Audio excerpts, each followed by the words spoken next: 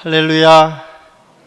오늘 이 아름다운 찬양처럼 우리 한신교회에 있는 모든 성도들 가정이 이 어린이 주일을 통해서 천국을 만들어가고 이루어지는 아름다운 역사가 있기를 간절히 소원합니다.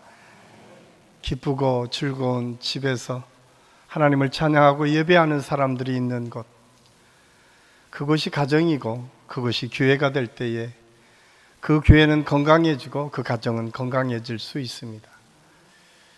저는 오늘 어린이 주일을 맞이해서 우리 모든 성도들의 가정에서 늘 찬양이 끊어지지 않고 거기에 들어오는 모든 구성원들이 집에 들어올 때마다 기쁘고 쉼을 얻는 축복, 우리 한신교회가 모든 성도들이 우리 교회에 들어오기만 하면 하나님의 은혜를 경험하고 하나님을 찬양하고 언제나 편안한 하나님의 쉼을 얻는 그런 교회. 그래서 하나님께서 주시는 은혜로 인해서 늘 행복한 가정과 교회가 될 수 있기를 예수님의 이름으로 간절히 축원합니다. 우리 영상으로 드리는 우리 모든 성도들 가정에도 동일한 은혜가 임함으로 인해서 하루속히 회복되고 치유되고 우리가 함께 다 나와서 예배드리는 날이 속히 오기를 간절히 소망합니다. 어느 나라, 어느 가정에서든 어린이는 그 집안의 희망이며 미래입니다. 어린이가 있는 집에 웃음이 넘쳐나고 어린이가 있는 집은 생기가 돕니다. 그런 찡그리는 어른들의 모습을 보다가 어린이들을 보면 늘 행복하죠. 왜냐하면 어린이들은 하루에 웃는 숫자가 어른들의 한 15배 정도 된다고 얘기를 합니다. 한 번 웃을 것을 어른은 한 번 웃는데 아이들은 15번 더 웃는다는 거예요. 저는 그 이야기를 이렇게 설교를 준비하면서 읽으면서 그런 생각을 했어요. 우리 교회도 다 어린아이처럼 들어오는 사람마다 한 15번 정도는 웃고 나갔으면 좋겠다. 그런 의미에서 서로 한번 축복하면서 웃으며 사세요 이렇게 서로 축복하겠으면, 그래도 안 웃는 분들이 많이 계신데 이렇게 한번 축복할까요? 앞으로 웃을 일이 많아지기를 바랍니다. 왜 이게 중위층은 웃고 싶지 않으신? 사실은 요즘 우리가 사는 이 시대는 참 웃을 일이 그렇게 많지 않은 것 같아요. 방송에서도 웃을 프로그램들이 점점점 없어지고 우리 일상을 소개하고 우리 일상에서 여러 가지를 이야기하지만 마음껏 웃을 수 없는 시대를 우리가 살아가고 있습니다. 그럼에도 불구하고 어린 생명들은 언제나 그 마음속에 웃음이 있습니다. 아주 작은 일을 보고도 기쁘고 행복해서 어쩔 줄 몰라 하는 어린아이들 모습처럼 오늘 성경은 우리 믿음의 사람들을 말씀하면서 예수님께서 어린아이를 세워놓고 말씀하시면서 얘기하는 거예요. 이 어린아이처럼 너희들이 천국을 바라보고 이 어린아이처럼 너희들이 하나님을 바라보고 이 어린아이처럼 너희들이 살아갈 때에 하나님의 나라를 이룰 수 있다라고 하는 사실을 가르쳐 주십니다. 그러면서 이런 어린아이를 영접하는 사람이 나를 영접하는 사람이고 어린아이를 우습게 생각하는 사람이 나를 우습게 생각하는 사람과 동일하다라고 하는 사실을 우리에게 말씀해 주고 있습니다. 사실 어린이들이 지금 참 많이 대접을 받는 것처럼 보여지는 시대를 우리가 살고 있습니다. 그런데 역사적으로 보면 어린이들이 어린이로 한 인격체로 존중받고 사랑을 받을 때는 그렇게 많지 않았던 것을 알 수가 있습니다. 우리나라도 1921년 방정환 선생님이 어린이라고 하는 이름을 칭하고 처음 사용하기 시작하면서 어린이에 대한 인격적인 생각과 그들을 존중하는 마음들이 생기기 시작합니다.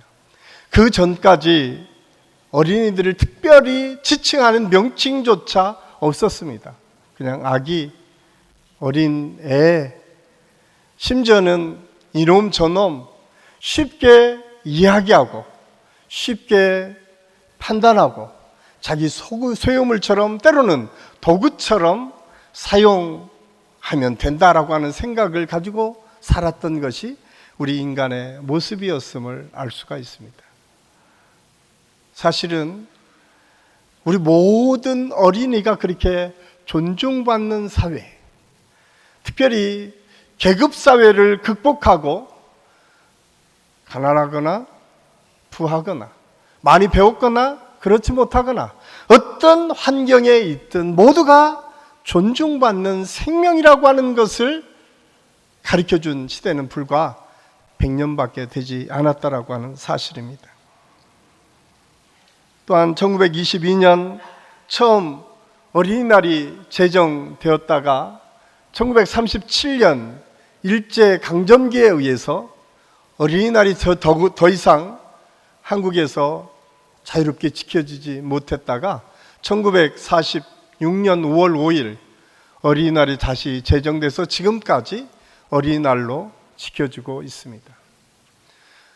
뿐만 아니라 감사하게도 한국교회는 5월 첫째 주일을 어린이 주일로 정해서 섬기면서 우리 어린 생명에 대한 우리의 기대와 소망이 무엇인지를 가르치고 있고, 감사하게도 한국교회가 한국 사회에 여러 가지 지대한 영향을 끼친 아주 중요한 사건 중에 하나가 1980년대부터 한국교회 안에 일어났던 아버지 학교, 어머니 학교를 통해서 우리 가정이 어떻게 세워져야 되고 우리 가정 안에 각자의 역할, 부모의 역할, 또한 자녀의 역할이 무엇인지를 다시 한번 깨닫게 되는 귀한 계기가 되었음을 알 수가 있습니다.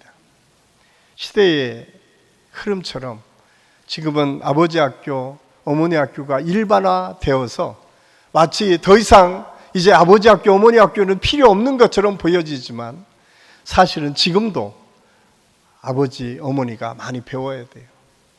저는 오늘 예수님이 말씀하신 어린아이에 대한 이 말씀을 통해서 우리 모든 성도들이 아버지의 역할, 어머니 역할이 무엇이고 우리 어린 생명에 대해서 우리가 어떤 마음을 가지고 어떻게 그들을 한 인격체로 존중하고 그들을 사랑하고 섬겨야 될지를 함께 생각하는 은혜의 시간이 될 수 있기를 간절히 소원합니다.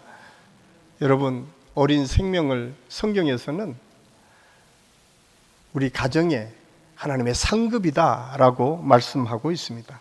시편 127편 3절을 보면 자식들은 여호와의 기업이요 태의 열매는 그의 상급이로다라고 말씀하고 있습니다. 그렇습니다. 우리에게 주신 자식은 하나님께서 분명히 말씀하시기를 우리의 기업이다, 우리의 상급이다라고 말씀하고 있습니다.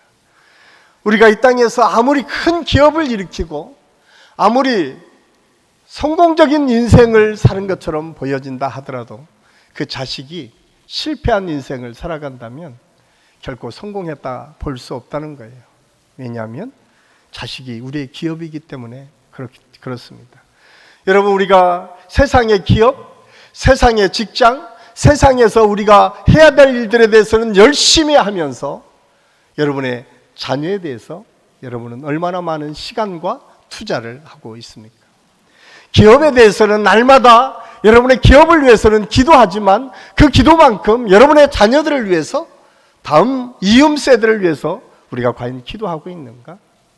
우리가 기업을 위해서, 또한 우리가 이 땅에서 얻을 무엇인가 이유를 위해서는 적극적으로 투자하고 헌신하면서 우리 자녀들에 대해서는 과연 그렇게 헌신하고 투자하는가? 그러면서 우리는 그런 생각을 합니다. 자녀가 잘 됐으면 좋겠다, 성공했으면 좋겠다, 우리 자녀들이 믿음을 가졌으면 좋겠다 라고 생각을 합니다. 그런데 제가 지난주에 설교를 했었던 것 같은데, 콩 심은 데 콩나고 팥 심은 데 팥 난다는, 우리가 투자하지 않으면서 얻으려고 한다라고 하는 것은 도둑놈 심부와 똑같다라고 하는 겁니다. 한번 곰곰이 이 어린이 주일에 우리 모두가 한번 생각을 해봐야 됩니다. 하나님께서 우리 한 사람 한 사람에게 우리 자녀들을 기업으로 주셨는데 우리는 그 기업을 위해서 얼마나 헌신했는가, 애썼는가, 투자했는가. 우리가 잘 아는 것처럼 자녀는 우리 스스로 만들어진 것 같지만, 여러분의 사랑의 결실인 것처럼 생각하고 있지만 성경은 그렇지 않다라고 말씀하고 있습니다. 창세기 20장 18절 말씀에 보면 야곱이 라헬에게 성을 내어 이르되 그대를 임신하지 못하게 하시는 이는 하나님이시니 내가 하나님을 대신하겠느냐.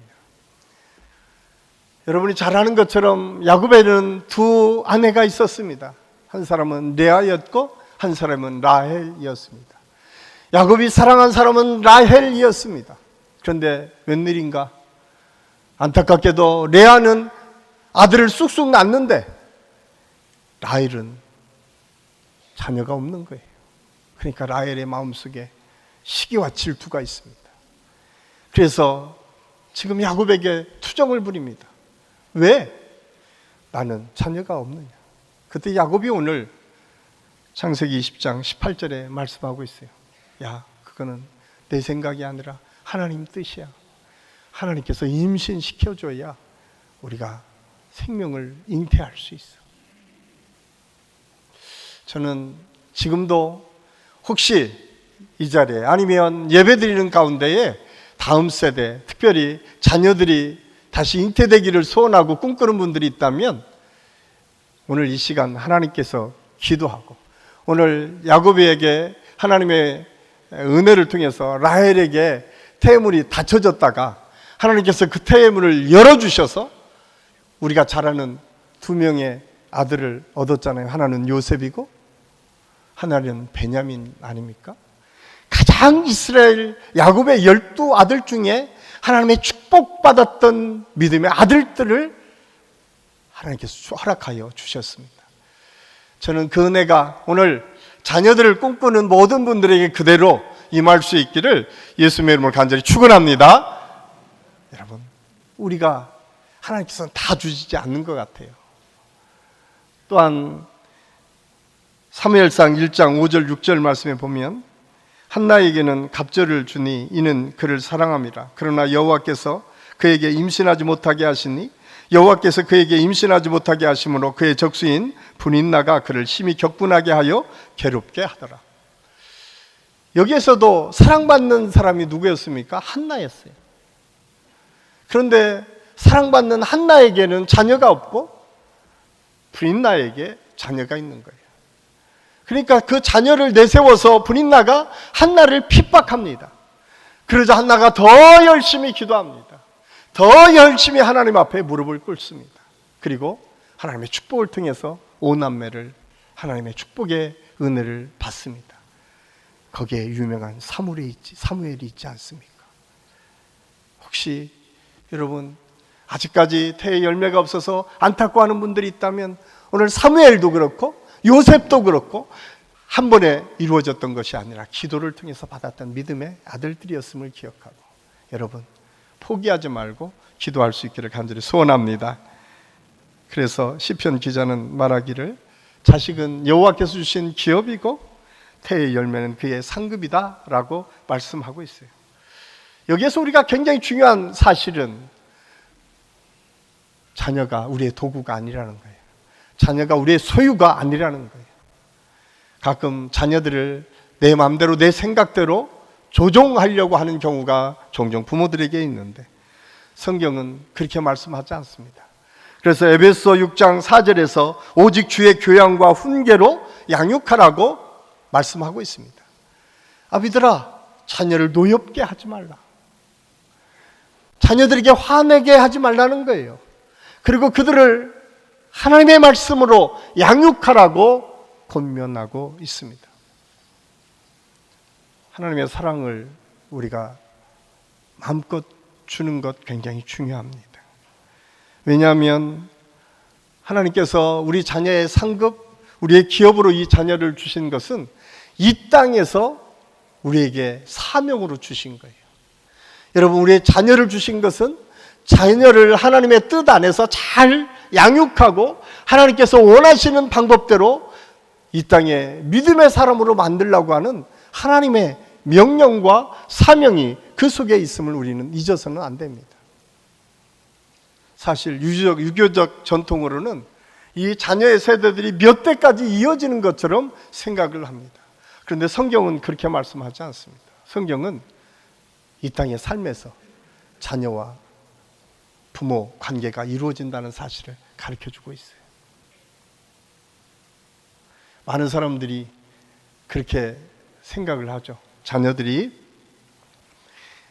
돌아가신 부모님을 생각할 때, 살아계실 때 잘못한 불효자들이 유행가 가사처럼 불효자는 웁니다 하면서 더 열심히 제사를 드리고 더 열심히 부모의 산수를 찾아가고 더 열심히 부모를 그리워하는 경우가 종종 있습니다.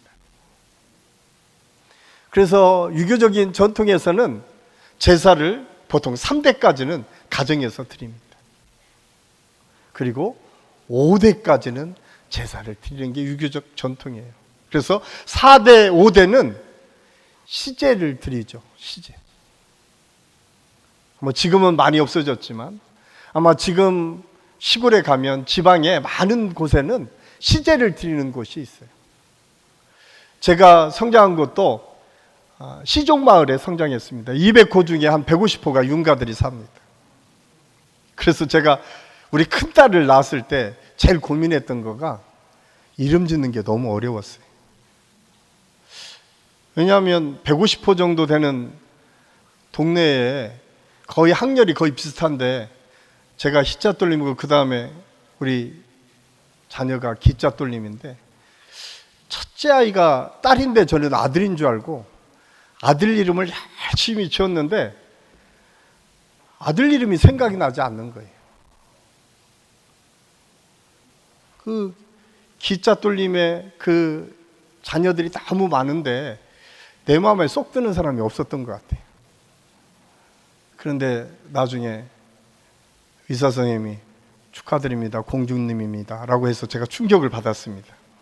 그래서 그래, 하나님의 은혜구나. 그래서 하은이라고 이름을 지었습니다. 이렇듯 유교 전통에서는 3대, 5대까지 뭔가 이루어진다고 생각을 합니다. 그런데 기독교 전통은 그렇지 않습니다. 누가복음 20장 34절 35절 말씀에 보면 예수께서 이르시되 이 세상의 자녀들은 장가도 가고 시집도 가되 저 세상과 및 죽은 자 가운데서 부활함을 얻게 합당히 여김을 받은 자들은 장가 가고 시집 가는 일이 없으며, 이야기는 천국 가면 더 이상 우리의 관계들이 이어지지 않는다는 거예요. 참 놀랍지 않습니까? 그러면 그렇게 하죠. 막해도 되겠다? 아니요. 더 중요하지 않습니까? 여러분, 여기에서 우리 부모님에게 잘해야 돼요. 지금 부모님에게 잘못하면 영원히 기회가 없어요. 돌아가시면 잘한다? 아니요. 아무런 의미가 없습니다. 그게 성경적입니다. 그래서 지금 잘해야 됩니다. 지금 자녀들에게 잘해야 됩니다. 왜? 지금 내게 기업으로, 상급으로 주셨기 때문에. 지금 여러분 자녀들이 성장할 때 잘하지 못하면 기회는 없어집니다. 우리의 재물도 마찬가지예요. 우리의 달란트도 마찬가지예요. 하나님께서 이 땅의 삶을 위해서 주신 모든 것은 하나님의 소유입니다. 우리의 자녀가 내 소유가 아니라 하나님의 소유인 것을 알고 하나님께서 맡겨주신 대로 최선을 다해서 섬기고 양육해야 돼요. 여러분의 손자, 손녀도 마찬가지입니다. 기회를 놓치면 더 이상 우리에게는 기회가 없습니다. 그렇기 때문에 지금 우리가 사는 이 땅의 삶이 너무나 소중하고 중요합니다. 저는 우리 한식교회 모든 성도들이 여러분의 자녀들을 생각할 때, 손자, 손녀들을 생각할 때 이 마음을 가지고 여러분의 기업이요 상급인 자녀들을 양육하고 섬길 수 있기를 예수님의 이름으로 간절히 축원합니다. 뿐만 아니라 오늘 성경은 어린이는 천국의 모범이요 표본이라고 우리에게 말씀해주고 있습니다. 오늘 본문 1절은 예수님의 제자들이 예수님을 찾아와서 물었습니다. 예수님, 천국에서는 누가 큽니까? 그러자 예수님께서 바로 어린아이를 데려다 놓습니다. 아마도 예수님께서 그 비유를 들으신 이유 중에 하나는 아마 그 당시에 가장 천히 여겼던 사람들이 어린아이였던 것 같습니다.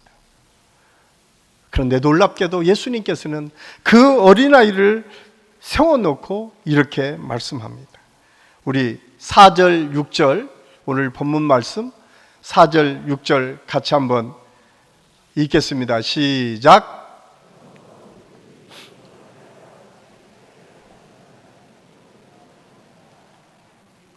또 누구든지 내 이름으로 이런 어린 나이 하나를 영접하면 곧 나를 영접함이니 누구든지 나를 믿는 이 작은 자 중에 하나를 실족하게 하면 차라리 연자맷돌을 그 목에 달려서 깊은 바다에 빠뜨리는 것이 나은.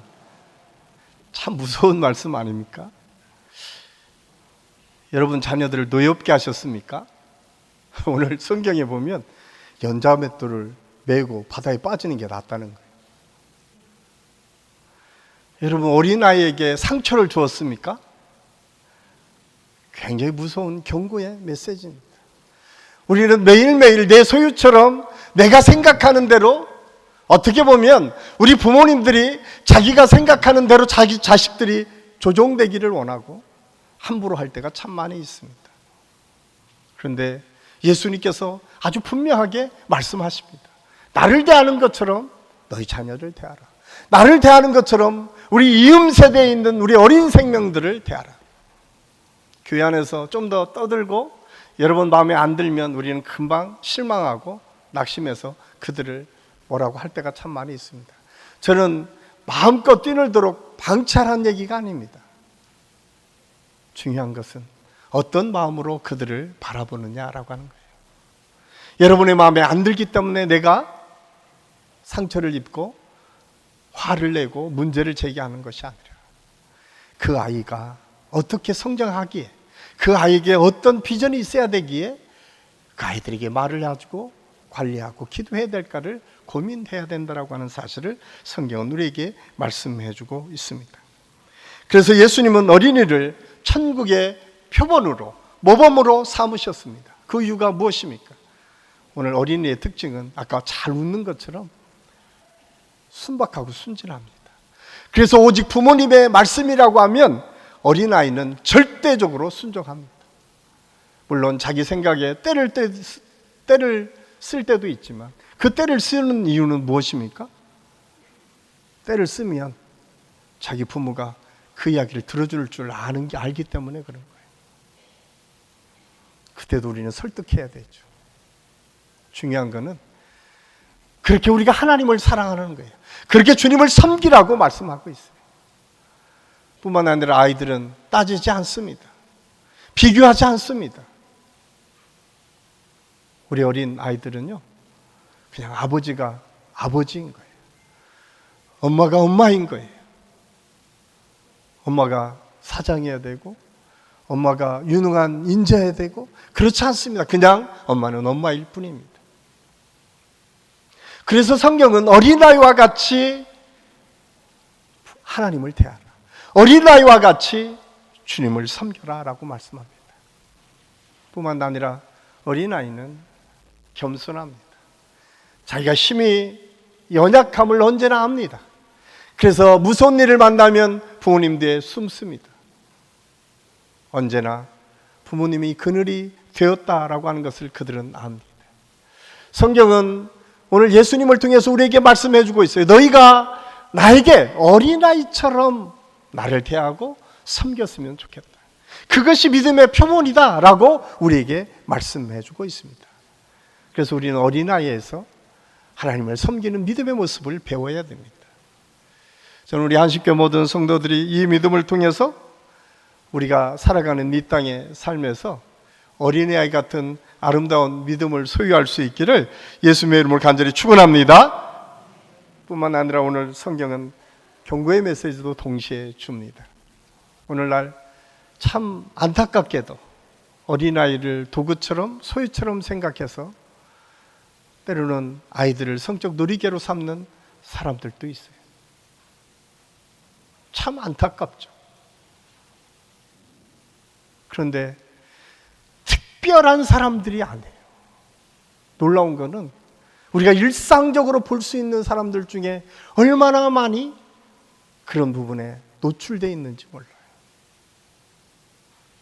저는 우리가 경계하고 조심해야 될 일, 우리 어린아이들을 통해서 하나님을 볼 수 있을 뿐만 아니라 오늘 7절에서는 아주 무서운 경고의 말씀을 우리에게 해주고 있습니다. 우리 7절 말씀 우리 같이 읽겠습니다. 실족하게 하는 일들이 있으므로 말미암아 세상에 화가 있도다. 실족하게 하는 일이 없을 수는 없으나 실족하게 하는 그 사람에게는 화가 있도다. 참 무서운 말씀이에요. 우리 자녀들에게, 어린 생명들에게 실족하게 하는 일에 화가 미친다라고 얘기해요.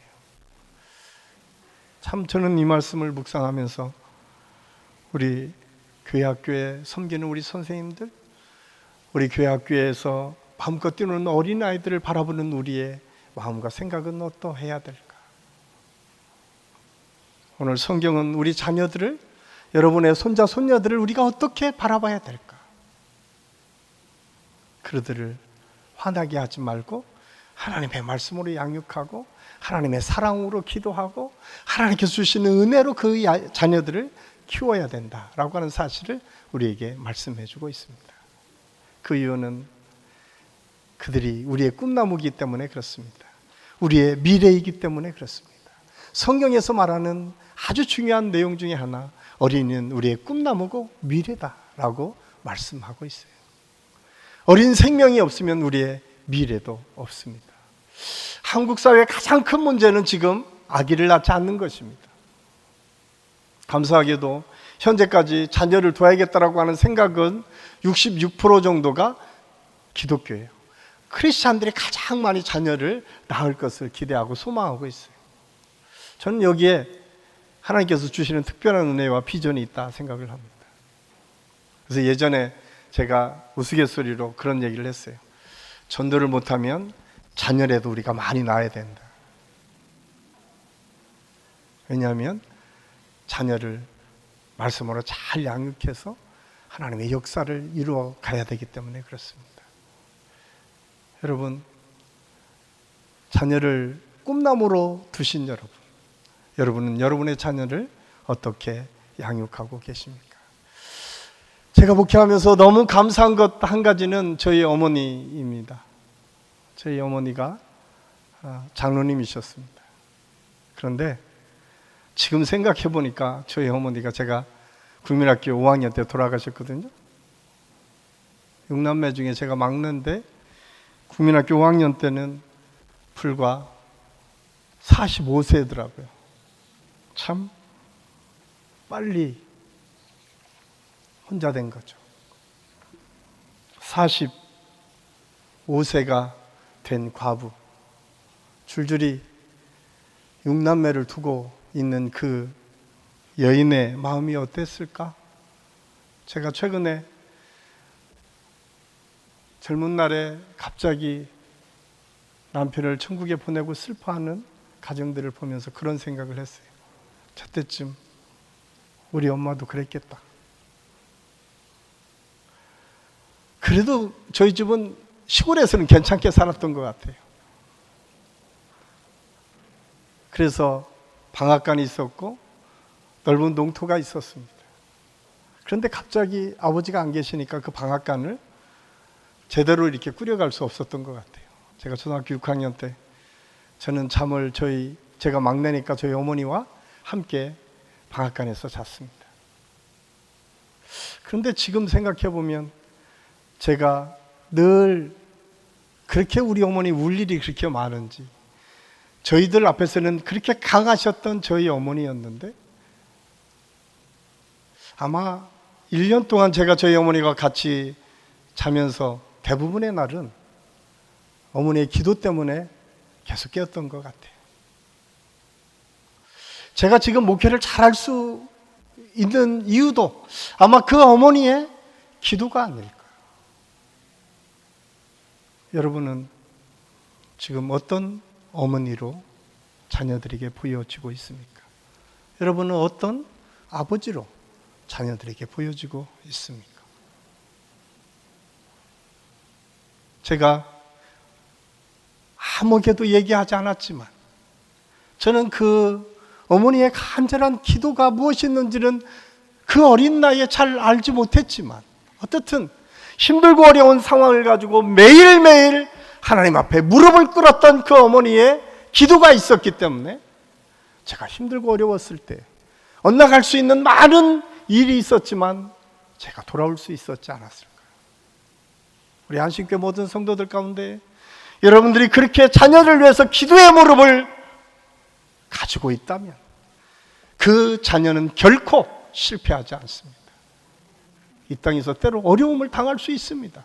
그러나 거기에 머무르지 않고 다시 일어설 수 있습니다. 그래서 사도 바울은 빌립보서 3장 17절에서 이렇게 말씀하고 있습니다. 우리 같이 읽겠습니다. 형제들아 너희는 함께 나를 본받으라. 그리고 너희가 우리를 본받은 것처럼 그와 같이 행하는 자들을 눈여겨보라. 우리 한신교회 성도들이요, 꼭 기억하십시오. 사도 바울은 담대하게 말합니다. 나를 본받아라. 내가 수갑을 차고 내가 매인 것 외에 너희는 나를 본받으라. 그는 끊임없이 자신 있게 말할 수 있었어요. 그래서 그리스도인들에게는 본받는 삶이 있습니다. 그리스도인들의 자녀들에게는 본받을 만한 믿음의 사람들이 있어야 돼요. 우리 한신교회 안에 믿음의 사람들 중에 본받는 장로님, 권사님, 안수집사님, 집사님, 성도님들이 있어야 돼요.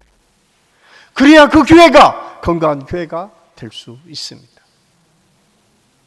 저는 그런 교회가 우리 한신교회 성도들의 가정, 교회가 될 수 있기를 간절히 소원합니다.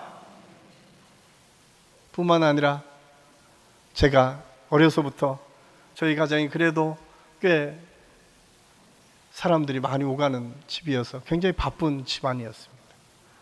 그런데 저희 어머니가 초등학교밖에 못 나왔어요.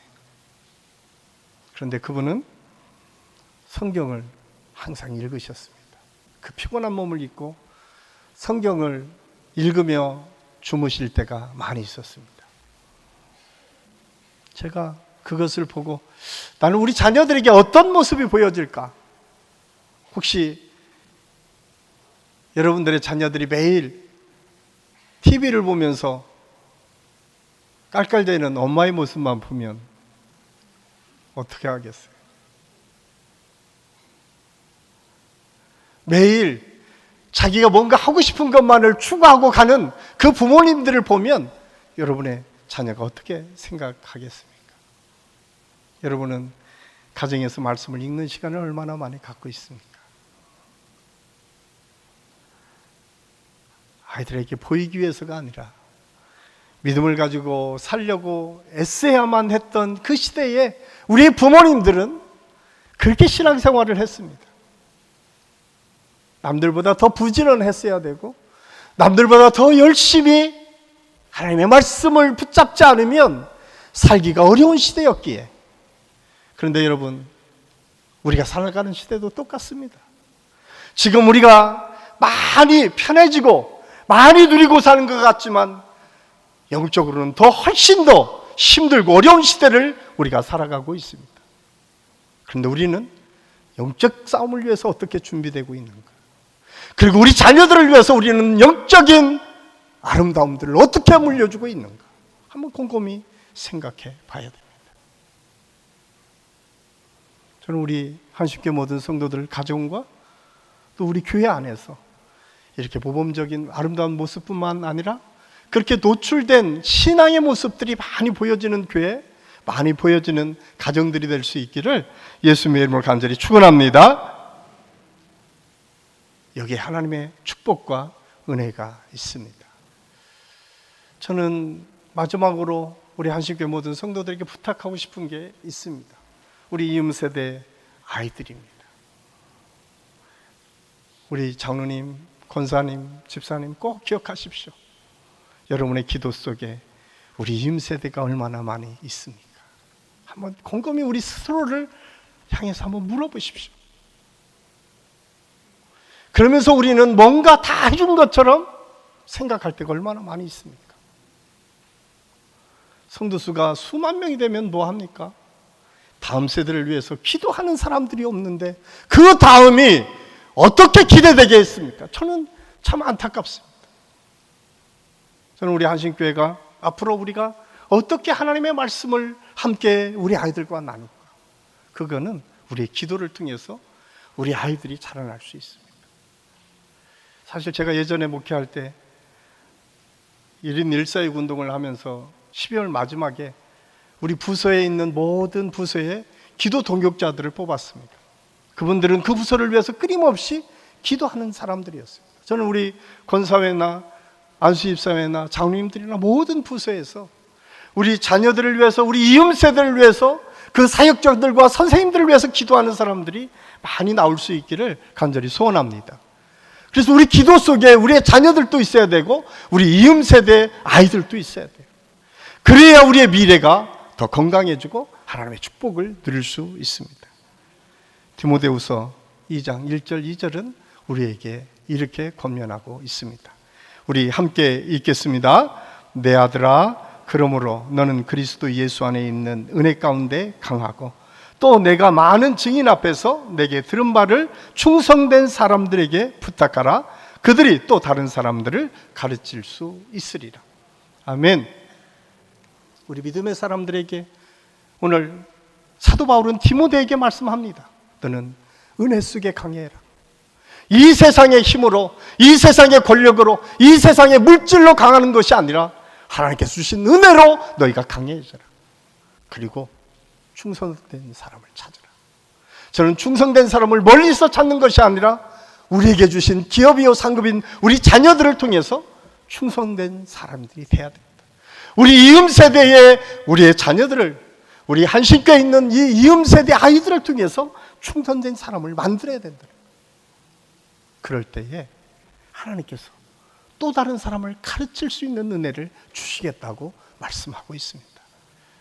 저는 오늘 이 말씀을 준비하면서 우리 한신교회가 다시 새롭게 이 어린이 주를 통해서 새롭게 우리가 도전하고 비전을 세워야 될 것 무엇인가? 그거는 우리 모든 성도들이 기쁨으로 어린 생명들 놓고 기도하기를 시작하면서 이 비전은 시작되는 줄로 믿습니다. 여러분, 우리가 힘들고 어렵지만 여러분들이 여러분의 자녀의 기도 시간을 늘리셔야 돼요. 여러분들과 자녀들과 하나님의 말씀을 나누는 시간을 늘려야 돼요. 그리고 우리 이음 세대를 놓고 기도하는 사람들이 많아질 때에 우리의 미래는 밝습니다. 우리의 미래는 하나님께서 책임져 주실 것입니다. 어린이 주일에 사랑하는 여러분 가정의 자녀들을 위해서 또 우리 이음 세대를 위해서 계속 기도하고 오늘 사도 바울이 디모데에게 부탁한 것처럼 주님, 은혜 속에 강화해져서 충성된 사람을 찾아서 그 한 사람에게 하나님의 말씀을 전하게 되면 그가 또 다른 사람을 가르칠 수 있는 능력의 사람이 될 것이다. 이 기대가 저와 여러분의 기대가 되어서 여러분의 가정에서 우리 한신교회 이음 세대를 통해서 계속 이어질 수 있기를 예수님의 이름으로 간절히 축원합니다. 기도하겠습니다. 사랑의 아버지 하나님, 은혜를 감사합니다. 오늘 말씀을 통해서 우리가 어떻게 신앙생활을 해야 될지, 우리에게 주신 상급인 우리 자녀들을 어떻게 우리가 기도하고 섬겨야 될지를 함께 생각했습니다. 우리 한신교회가 오늘 어린이 주일을 통해서 하나님의 은혜를 통해서 새롭게 변화되고 우리 이음 세대를 꿈꾸며 기도하고 또 이음 세대 선생님들과 사역자들을 위해서 기도하고 또 우리 자녀들을 위해서 더 기도하고 더 사랑을 줄 수 있는 그런 가정과 교회가 될 수 있도록 하나님께서 인도하여 주시옵소서. 예수님의 이름으로 감사드리며 기도하옵나이다. 아멘.